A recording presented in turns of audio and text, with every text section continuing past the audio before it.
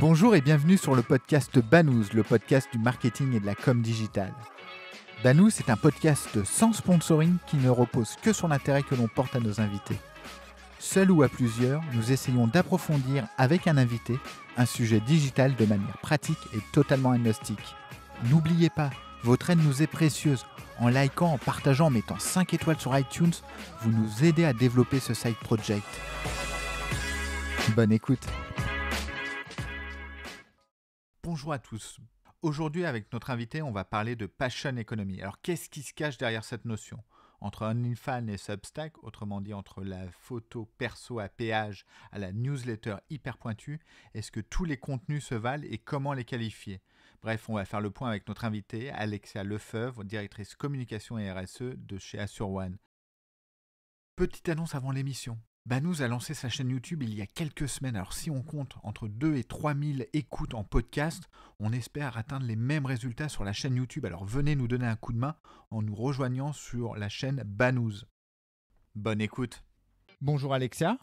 Bonjour Laurent. Merci pour ta participation au podcast et à la chaîne YouTube de dorénavant Banous. Avant de commencer et de parler donc de la passion economy, est-ce que tu peux te présenter s'il te plaît ? Avec grand plaisir. Donc moi, je suis directrice communication et RSE d'Assureone, qui est une insurtech, puisqu'on aime bien mettre des mots qui finissent par tech, mais où il se passe quand même des trucs très sympas et c'est pas que du vent. Et à défaut d'avoir une économie, j'ai d'abord des passions qui sont tous les sujets en lien avec la communication, l'innovation, le jardinage, puisqu'on y va aussi, le planning stratégique. Et l'idée, pour moi, c'est de pouvoir donner un peu de mon temps à Banous, qui me fait confiance et je te remercie pour justement aller réfléchir à des sujets, peut-être des signaux faibles qu'on est en train de capter, mettre un peu des mots dessus et voir jusqu'où on peut arriver à théoriser un peu la chose ou tout simplement au moins dire ça existe. Est-ce que ça va devenir un signal fort dans quelques temps ? Est-ce que ça va rester à l'état de signal faible ? C'est pour ça que j'adore Banous. Eh bien, écoute, merci beaucoup. Alors avant de rentrer dans le vif du sujet, est-ce que tu peux définir ce que c'est que la passion economy ? Alors, la passion economy, j'ai fait beaucoup de recherches, tu t'en doutes, puisque le sujet commence à émerger dans certaines communautés, on va dire. Ce sujet, en fait, il a été théorisé en 2020 dans un livre qui s'appelle The Passion Economy. Jusque-là, on est sur quelque chose de très sympa, par Adam Davidson. Donc, l'idée est très simple, c'est de dire c'est l'économie de la passion. Et donc, comment j'arrive, moi, en tant que personne, quelle que soit ma culture, quel que soit mon milieu, quelles que soient mes connaissances, à partir de ma passion, à en vivre et à monétiser du contenu. Il faut l'opposer à, et ça c'est hyper important pour aider un peu à comprendre, à la gig economy. Alors qu'est-ce que c'est que la gig economy ? Parce que je vois ta tête et je sais que tu vas me poser la question. La gig economy, c'est littéralement l'économie des petits boulots. Où en fait, des plateformes qui l'illustrent parfaitement bien, c'est Uber, c'est Deliveroo, où là en fait je monétise non pas ma passion, mais mon temps. Plus je vais travailler, plus je vais potentiellement gagner d'argent. Et en fait, on était vraiment, je pense, à un moment très clé du capitalisme où ce nombre de plateformes a explosé. Certaines personnes ont fait fortune, d'autres te parleront d'esclavagisme moderne, tout est entendable. Mais l'idée, c'était vraiment de se dire, plus je vais donner de mon temps, donc c'est vraiment de la productivité, plus je vais gagner ma vie. Avec la passion economy, on revient sur un sujet qu'on a vu avec Banous, c'était ce qui était plutôt le slow content, donc prendre le temps de créer du contenu de qualité plutôt que de créer une multitude de contenus. Là, je prends le temps de partager avec une communauté à laquelle je fais payer des droits d'entrée, un abonnement à avoir en fonction évidemment du besoin, l'accès à une information unique, personnalisée et de qualité, justement parce que ces personnes-là, potentiellement, partagent la même passion. Justement, tu parles de qualité, mais comment tu qualifies la qualité du contenu ? Par rapport à ça, justement, pour être sûr qu'il y a du contenu, puisque un maximum de contenu qui se diffuse sur Internet, c'est ce que je vais appeler la modération par la communauté. D'accord ? Plus il va y avoir de personnes exposées à ce contenu, plus derrière, ces personnes vont pouvoir vérifier ou infirmer une information. On le voit avec des fake news, des choses comme ça, qui circulent très vite. Il y a des gens qui se positionnent en disant « Attention, je connais le sujet, je suis expert » ou « La communauté peut m'aider ». Tu parles un peu des debunkers qui traitent d'un sujet avec souvent des méthodes scientifiques pour infirmer ou affirmer un sujet. Exactement. Okay. Mais aussi cette validation ou infirmation sociale, où en fait des gens vont potentiellement émettre un doute, et là on va se dire « Attends, Si lui, il aimait, est-ce qu'on ne peut pas aller vérifier? Mais ça vient questionner, et ça, je pense que c'est un des gros sujets de la passion economy, mais même de la création de contenu au global, la notion d'expert.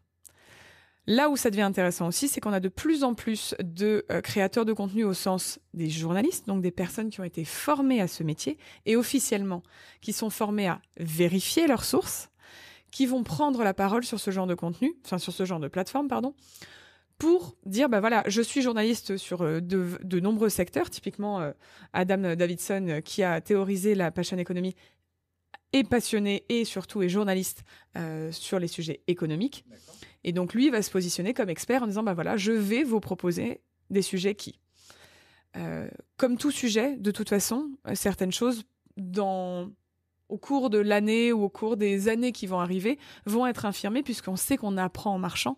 Et donc, un expert, on le voit, Freud, qui à une époque a théorisé un certain nombre de choses, aujourd'hui, beaucoup de gens remettent en question ce qu'il a dit. Donc, la notion d'expertise, pour moi, est un temps donné et permet de dire, parce que la communauté a validé, parce qu'on a été capable de recouper avec des scientifiques ou des personnes on arrive à une forme d'expertise de particulier, et ça c'est la grande nouveauté. Je ne suis plus expert au sens c'est mon métier, je suis expert au sens c'est tellement ma passion que justement je suis capable avec tout ce que j'ai appris de vous synthétiser le tout. On pourrait parler de l'effet gourou qu'il en retourne en fait, parce que tu disais tout ça c'est régulé par la communauté, et je trouve, et c'est pas un jugement de valeur, que tu le vois du bon côté des choses en fait.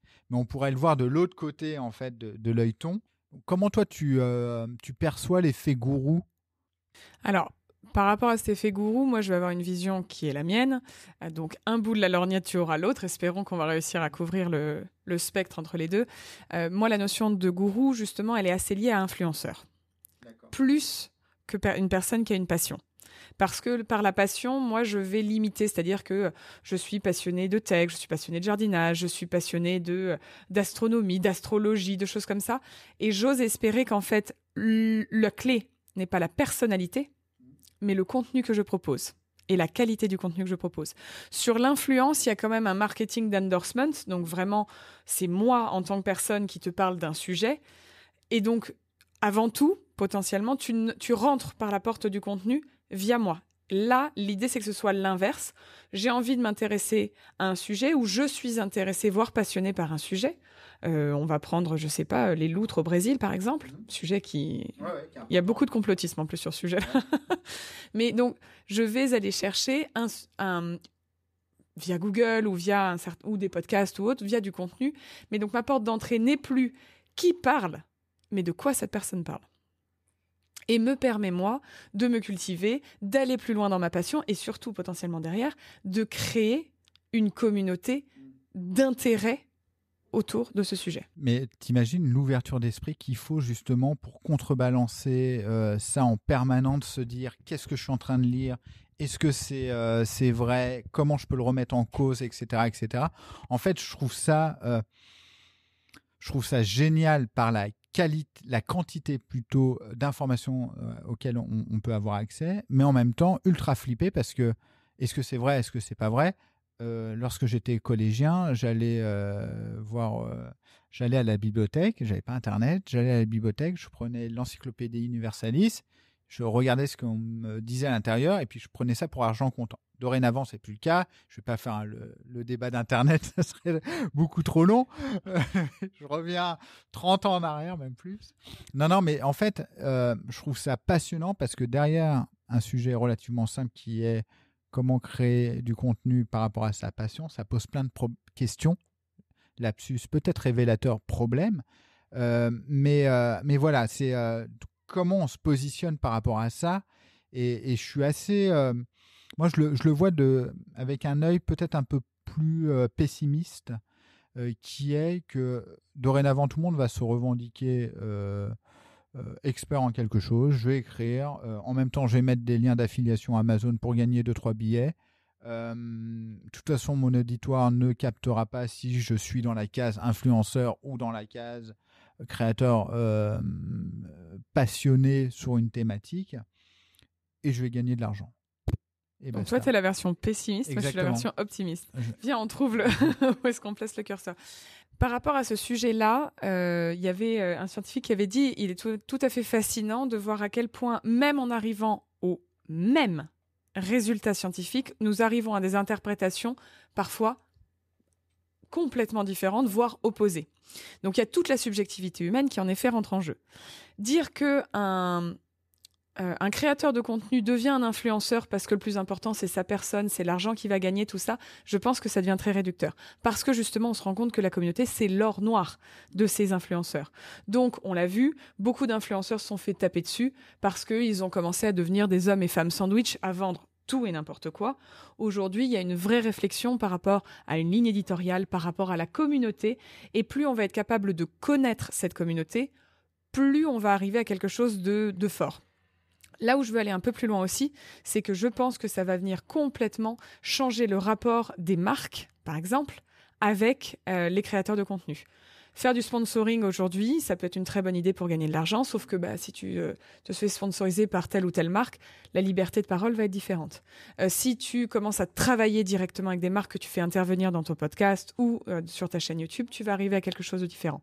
Je pense qu'il y a un positionnement aujourd'hui qui est de dire je reprends le pouvoir, je reprends le contrôle en faisant en sorte que ce soit des gens, des particuliers qui me donnent de l'argent et plus les marques. Et là, pour moi, on est sur quelque chose de très différent. Simplement en se disant, je préfère avoir, et c'est un des gros credos des créateurs de contenu, je préfère avoir 100 ou 1000 abonnés qui me donnent 5 € par mois, plutôt que d'avoir 100 000 vues sur mes vidéos qui me rapportent quelques centimes. Donc il y a à la fois le choix de sortir des plateformes type Instagram, TikTok et autres qui gavent à chaque fois, et toi à la fin, tu sais pas trop combien tu gagnes. Et on le voit, c'est très très très abscon la manière dont les influenceurs gagnent leur vie sur ces plateformes-là, pour aller sur des plateformes officiellement beaucoup plus proches et en tout cas beaucoup plus respectueuses du business model de ces gens, en disant le contenu d'abord, nous ne sommes qu'une plateforme. Et typiquement, tu citais Substack, pour moi, c'en est un très très bon exemple qui permet à ces gens de dire hop, je deviens indépendant de ces grosses plateformes qui, à coup de publicité ou d'une rémunération très très faible, ne me permettent pas de gagner ma vie, ne me permettent pas de vivre de ma passion. Grâce à d'autres plateformes, justement, je viens créer une alternative. Et là, le but, c'est plus justement de dire je veux du clic. Je préfère avoir cette petite communauté, mais ultra engagée, qui me permet de gagner ma vie. Comment toi, tu vois évoluer les choses? Est-ce que tu penses que les gens sont prêts à payer pour avoir du contenu ou ils préfèrent regarder une publicité? Comment toi, tu vois les choses? Alors déjà, je note une grande différence entre les Américains et les Français, pour faire de manière assez schématique. Les Américains n'ont aucun problème à payer pour du contenu parce que justement, ils ont cette hyper spécialisation sur certains sujets où voilà, tu peux vraiment t'éclater à suivre des journalistes qui se font un complément de revenu ou juste sont passionnés et veulent le partager à cette communauté engagée. En France, clairement, on n'a pas la culture du paiement ou de l'abonnement pour une information. Le freemium peut être une solution. Voilà, je te donne accès. Typiquement, c'est ce que fait Substack. Quand on te propose, moi, je vais prendre un sujet qui m'a beaucoup intéressé à un moment parce que j'estime qu'on devrait donner des cours là-dessus, les finances personnelles. La plupart d'entre nous, Français, ne savons pas gérer nos finances personnelles. L'investissement, l'épargne, c'est des gros mots pour nous. En plus, il y a trop de syllabes. Et donc, j'ai vu fleurir un certain nombre de créateurs de contenu sur justement ce sujet des finances personnelles. Tu t'abonnes, moyennant entre 5, 10, 20 € par mois. Et en fait, ces personnes, et surtout Substack, par exemple, te permettent de dire, attendez, je veux d'abord regarder avant de payer pour quelque chose. Et là, ça vient aussi changer complètement. Il n'y a pas le satisfait ou remboursé, mais il y a l'idée de, je veux d'abord regarder et ensuite, je vais voir. Et comme tu payes assez peu, je pense que c'est aussi un moyen d'aller fidéliser la personne. Si tu te rends compte que le contenu au bout de 2-3 mois ne te parle pas, si tu as payé 5 € par mois, tu as perdu, entre guillemets, 15 €. Ouais. Donc, mais ça te permet de te dire, là, en fait, je sais qu'a priori, je vais trouver un contenu de qualité puisqu'on me demande en plus de payer pour. Mais je suis d'accord, payer pour un contenu n'est pas encore dans les mœurs, mais j'ose estimer que justement, comme on a des YouTube et autres qui vont potentiellement, et ça c'est ce que disent certaines personnes, devenir un peu des poubelles. Il y a à boire et à manger.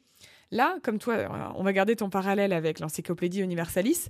L'Encyclopédie Universalis a été reconnue par ses pairs comme étant source de tout contenu de qualité. On va prendre un parallèle, tu parlais de l'Encyclopédie Universalis, où tu savais qu'en allant chercher dans ces livres-là, tu allais trouver l'information la plus qualifiée et la plus précise possible. On peut imaginer que moi, aujourd'hui, je veux réviser mon bac ou je veux apprendre beaucoup plus de choses sur l'astronomie.